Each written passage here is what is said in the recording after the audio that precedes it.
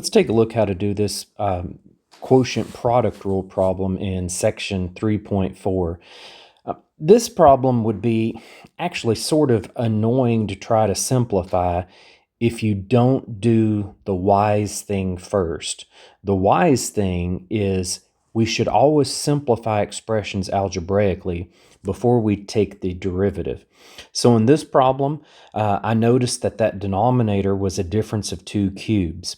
Your difference of 2 cubes formula, a cubed minus b cubed, is a minus b times a squared plus ab plus b squared. So you see, I went ahead and I factored using the difference of cubes formula right here. And I said, well, x cubed minus 1 is x minus 1 times the square of the first term plus the two terms multiplied by each other. So I got the plus x plus the last term squared plus 1 squared. Okay, so now, once I used the difference of cubes formula to simplify that denominator, then I said, well, clearly the x minus 1 cancels out in the numerator and denominator, and h of x is just equal to this fraction. So it's the fraction 7x squared minus 1 over x squared plus x plus 1. Now, whenever we do that algebraic step first, the derivative becomes so much easier, and the process of simplifying the derivative also quite a bit easier. So I just squared the denominator in this next step because that's what we're supposed to do. And then in the numerator, I said derivative of the top, derivative of the first is going to give me the 14x times the denominator minus the top minus the numerator, now times the derivative of the denominator. Well, derivative of x squared plus x plus 1 is 2x plus 1. I've taken the derivative correctly now. We can't leave it in this format, though, because you don't want multiplication unless the terms are factors. So I had to distribute out the 14x throughout the first group.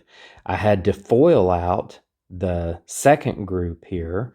And when I did that, I got my 14x cubed plus 14x squared plus 14x minus, and remember, this entire product is being subtracted. So I had to say minus the group of the 4 terms we got from the foiling those out.